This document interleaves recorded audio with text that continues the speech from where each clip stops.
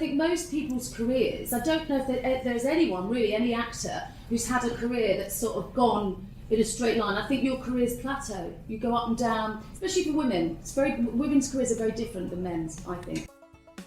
Welcome to a very special edition of the HR L&D Podcast. This is an episode brought to you following a private Q&A that I had with the cast of How Love Is Spelt, a play by Chloe Moss that's taking place at the Southwark Playhouse until the 28th of September. JGA Recruitment are a really proud sponsor of the show. It forms part of our commitment to supporting the careers of emerging young British theatrical talent in the UK, but more importantly, it gave me a unique opportunity to sit down with the cast and ask them some questions about payroll and the acting profession, about HR and the acting profession, and about all the things that make up the career of an actor or actress that perhaps we don't consider, perhaps we don't see. Of course, we're going to find out a lot more about the show as well. I think it's a really interesting insight with some fantastic actors and actresses, including Michelle Collins, Nigel Boyle, Duncan Moore, Benjamin O'Mahony, Yana Penrose and Larner Wallace-Taylor, and it is of course directed by Charlotte Peters. The play itself is about a girl called Peter who's new in town and she's looking for romance, she's looking for friendship, and the play is all about the exciting people that she meets along the way. I don't want to give too much away. I want to hand over to the cast. They give a much better account of it than I do. Most importantly, please stay tuned for what I think is a really interesting, fascinating and insightful view of what it is like to work in professional acting. The sound quality does start a little bit shaky, but will improve during the episode. So over to the cast and enjoy. So question we have is obviously we come from a recruitment background, right? So we run a recruitment business, but we have random, which you might know, specialisms, which is payroll, human resources and marketing. So joining us on the podcast, we have, let's start with yourself, Ben. Hello, my name's Benjamin O'Mahony. My name's Larner Wallace-Taylor. I'm Yana Penrose. And I'm Duncan Moore. Hello, welcome. The first question we had is, how do you guys manage multiple careers? Because when you're acting, I know that yourself, you have a massage business. Is that right? None of these guys know about that. I've exposed it. Why have I not had a massage For yet? that very reason. I feel bad. I've dropped me on the first question. I've dropped you right in it. So you obviously acting is your passion, right? So how difficult is it to juggle multiple careers to make it work? I don't do much of that anymore. I used to have a couple of people who work for me, and then I downsized the business, and I decided to move away from it because it was taking too much admin time. And I've always done a few different bits, and they've all been kind of separate enough that they kind of slot together around my time frame. I've always tried to avoid having an employer. Just like being able to have some kind of autonomy or ability to slot things in rather than having to ask for time off, which I just didn't enjoy. So that, voiceover, teaching, coaching. Does it make it difficult to focus on acting? Yes, to an extent. It depends how much time you actually have to do acting. Like whether, I think it does sometimes. I know loads of mates decide to go and become personal trainers or train up and stuff. And they spend a period of time, they really throw themselves into it. And then all of a sudden they hate the fact they've built up this really successful job as a personal trainer because they want to be an actor. And then they loathe their day job. Sure. They feel like they're not doing their real job. That makes sense. So Nigel's just walked into the room. Hello, Nigel. Hello. I've got a question for you, actually, straight off the bat. So I was sat next to a colleague of mine who, this is his first piece of theatre he's ever seen, absolutely loved it. Yeah. And he had no questions at the start of this, and at half time he's given me all the questions. He said, so I'm watching this, and yourself in the final scene, his question to me was, can you ask him what else does he do with the rest of his day? Does he literally just turn up for the final part of the performance, and that's it? Yeah, I literally get here about 9:30 and then get my costume. No, I don't. We all get here for 7 o'clock. The show goes up at 8 o'clock. We all get here for 7 o'clock. Have a warm up together. That's quite important. And a chat. And review the day. And then we all do our own thing. So we got to get into costume, read for a bit, and then go through my scripts, go and warm up myself. But yeah, and then I don't really come on stage till nearly 10 o'clock. So it's quite hard to stay mentally focused, but then I come down here early and listen to the show scene and kind of get myself get my head in gear, as it were. And You do stuff in the day as well, don't you? You don't just come to the theatre. Oh, goodness, yeah. So, and I've got 2 kids, so it's really busy. My wife's an actress as well, so we're usually juggling kids and kind of meeting at Charing Cross Station, swapping over and going to auditions. It's full on, but You all play quite intense characters. How long does it take to get into character? Larner? Yeah, not very long really.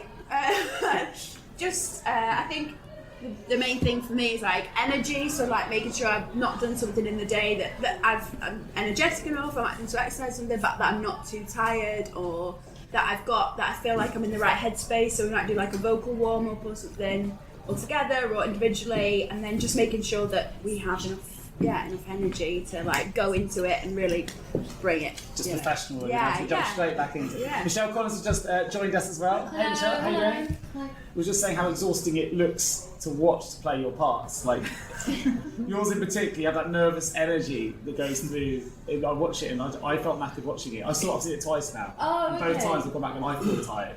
So it must be quite exhausting. I know you've got an early start tomorrow. I have got one question which is actually from one of our clients who said, can you ask Michelle this question? So I'm asking it. It's career orientated. They say, when it comes to acting, what would constitute a promotion? Is it the size of the part, the medium it's shown in, i.e. radio, theatre, TV or film, or the size of the paycheck, or something else? It's really hard because the word promotion doesn't really come into our world. It's quite a strange, I don't really know. It's a hard question because, you know, your career is, I mean, sometimes your career is guided, sometimes it isn't. Some people go, oh, I've planned, but you're very lucky if you can plan your career, I think. Sure. I think it generally comes organically, and you have an agent to get jobs. So, I mean, what's a promotion? Like, I suppose if you did a good TV role and then somebody saw you in that and then gave you another role in something else, or if you do a play and a casting director comes along and then might see you for another play. So it's sort of a hard question.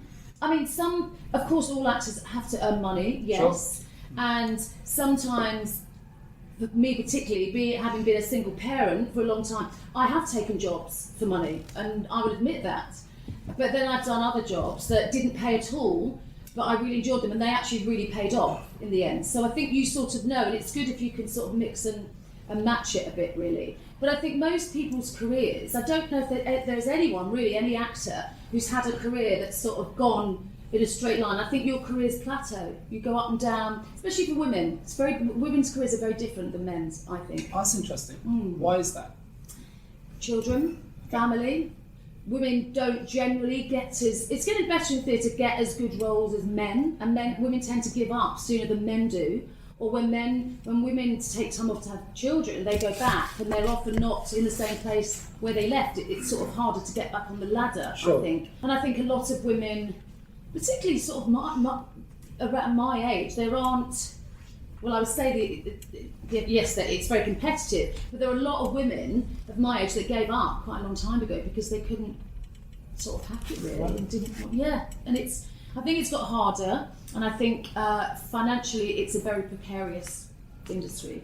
I hadn't realised. You shouldn't really do it for the money. If someone says, sure. It's not a job to do for the money, you're mad. You might as well go and be a banker or something. You know, it's. I hadn't realised that you had that difficulty as a woman in the acting profession, because but you probably have in your industry, we see it all the time, right? And we get the stats to come back. Yeah, and it's exactly the same, but it's also reflected in the roles that are written for women on stage. Sure. Like there's a distinct imbalance between. But it is getting better. It is getting better, but it still needs to shift more. I mean, the last couple of years, because of what's happened in the industry, at least people are talking about it now and are aware of it. You know. So what's the most difficult role you have played in your career, which is obviously varied, and how did you prepare for that? I'm just trying to...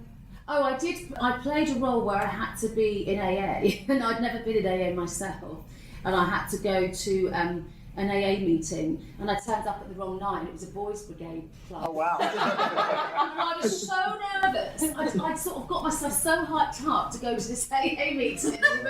No, love, sorry, that's tomorrow. AA's tomorrow, really loudly. I'm just researching something. I'm not really, that's what they all say. Yeah, I'm not really in AA. taking the method approach, right? So I had to, and then I also had to play. I did a thing called The Illustrated Mama, Jacqueline Wilson book, and I had to play a woman who was seriously bipolar, and was covered in all these tattoos. And actually, I didn't get paid very much money for that job, and it was over the summer. But I could take my daughter with me, who was about 10 at the time. And I just had a feeling that this job was going to be good. It was a female director. It just felt good. And actually, that ended up winning an international Emmy and 3 BAFTAs. And I got paid hardly any money for that. But I had a really good feeling that was going to be good, you know. And I did a lot of research for that. I read a couple of books.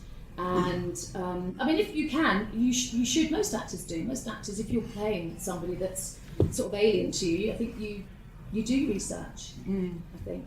You've all got quite varied TV, or a lot of you got a lot of TV background or film or different things. How different is it preparing for TV and film, or even big, huge theatres with huge numbers, to something that's so intimate as a space like this? Well, theatre's great because you get the luxury of time, and you generally have 3 to 5 weeks rehearsal process to really talk about the character. And I think the first day of rehearsals, we just sat and talked about our characters.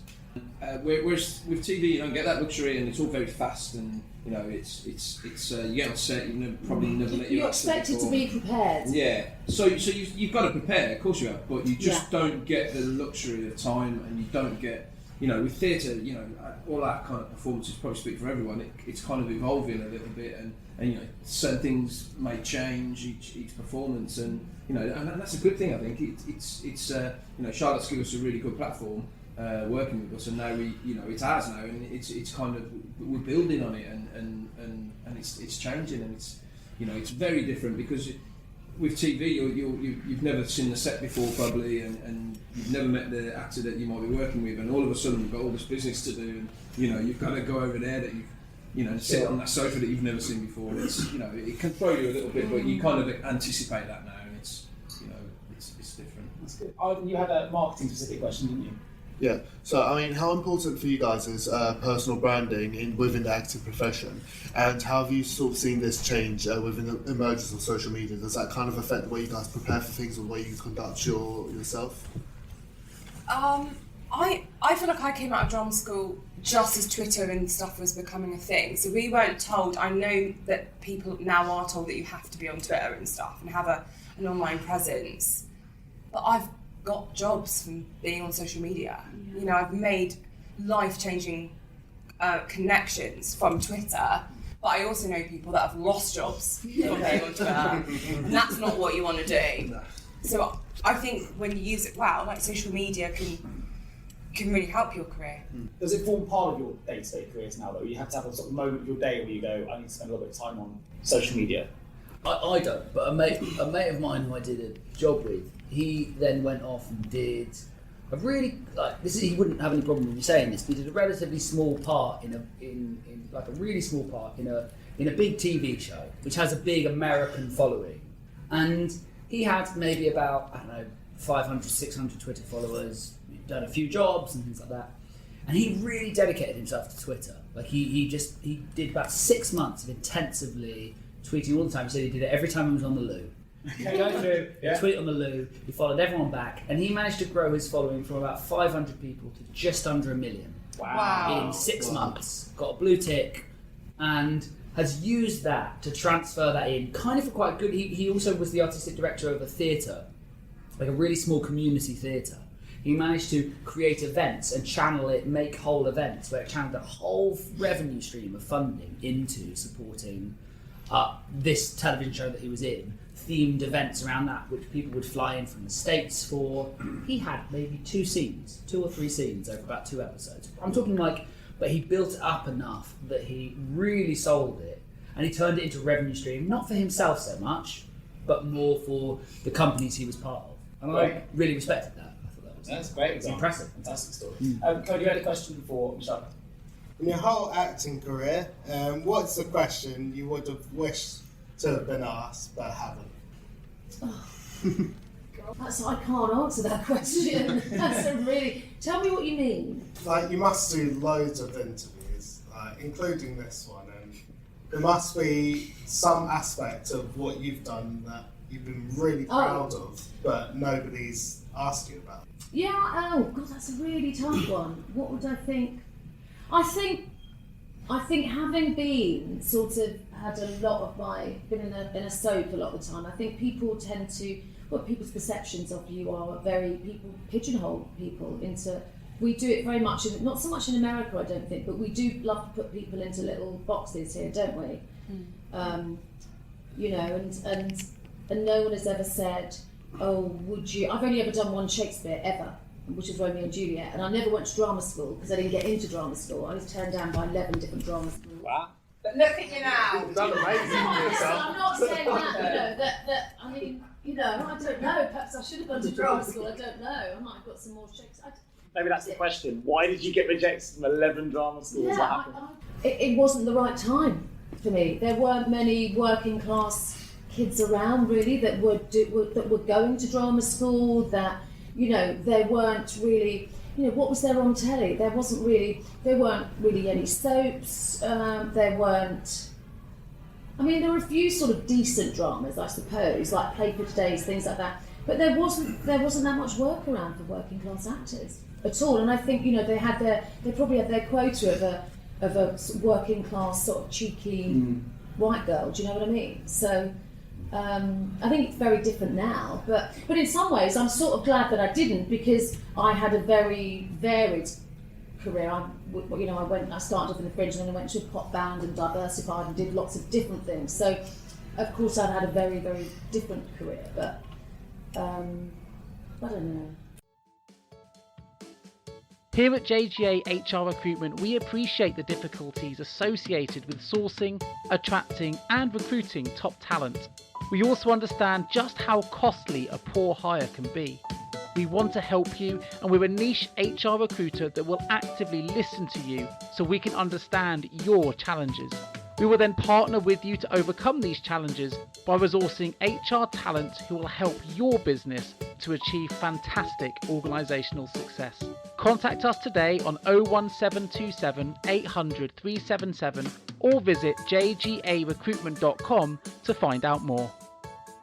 Because you all know it intimately now, which part do you think is the most challenging to play? Which one do you think is the most fun to play? So if you could swap parts or pick a part, most challenging and most fun. I think Lana's probably got the I don't job. think there's any challenge. Don't envy Lana.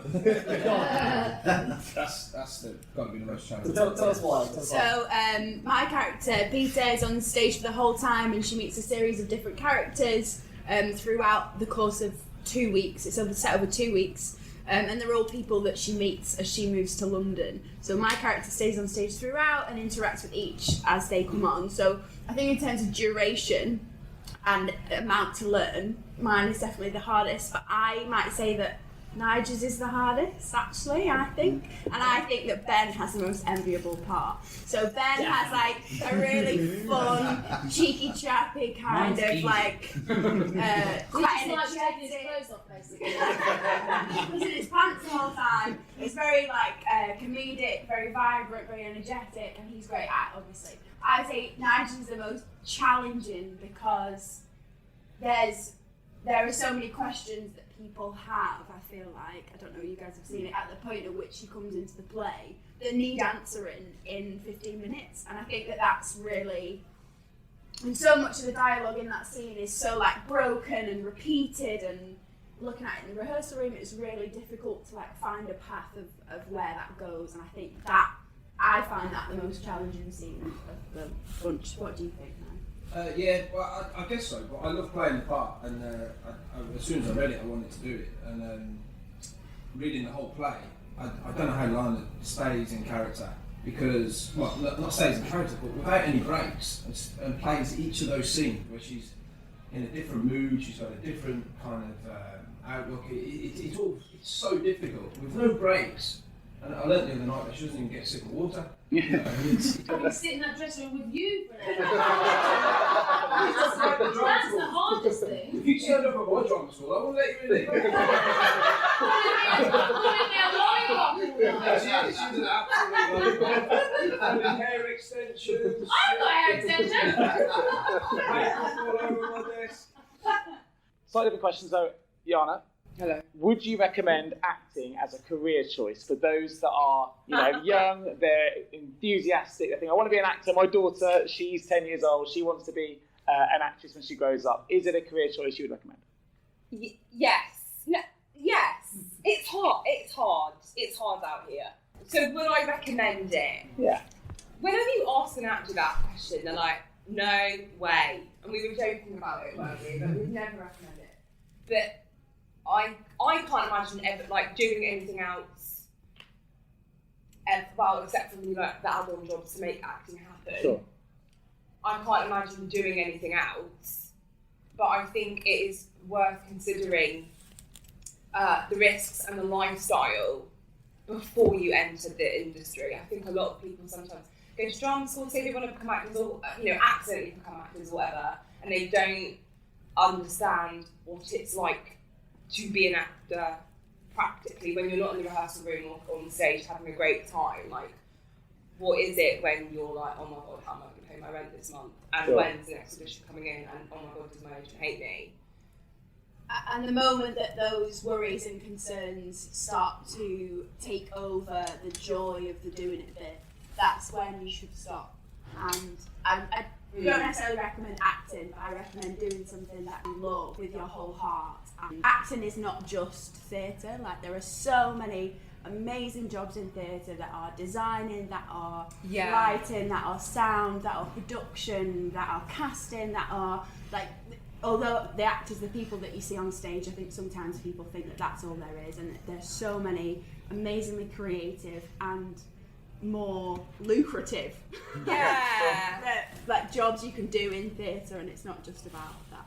Yeah, and also there's so much more to the job, isn't there, of being an actor than just kind of what you see, in the final edit on TV or on stage. There's so much stuff that surrounds it that Are you good at time management? Are you highly motivated when there's no one else there to push you into sending emails? what are taxes? What a tax is! There we go. Things like that. You just need Yeah, all the other stuff. But it's quite fun. Yeah, it's really fun. So, while we're talking about the payroll tax piece, when it comes to things like payroll and you're running multiple jobs and you've got different people paying you from different streams, how complex can it be for you guys to have your payroll run correctly? If it's not, what happens? Where do you go? To begin with, you earn nothing. So it's really easy. And then when you do earn, it becomes complicated specifically when you do earn it in different countries and different tax and things Sure. like that. That was the first time when I was like, this is a pain, a real pain. Trying to deal with an American tax system, a South African tax system, and an Irish tax system, wherever you are, and you are a non-domicile, so you're trying to deal with those. And if you're cheap like me and you can't be bothered to hire an accountant and you hate the idea of not knowing how it works, you just spend your whole time reading about weird tax rules and not ways to get around it in any way, but ways to at least understand how you're supposed to do it, how you're supposed to go, but I've paid it there, what do I do with this and that and this? That side of it took a bit of work. But when you're not earning much, it's really easy. You've got hardly anything to put in the earning brackets and loads of the expenses, and then you don't owe them anything. But also, it's so variable.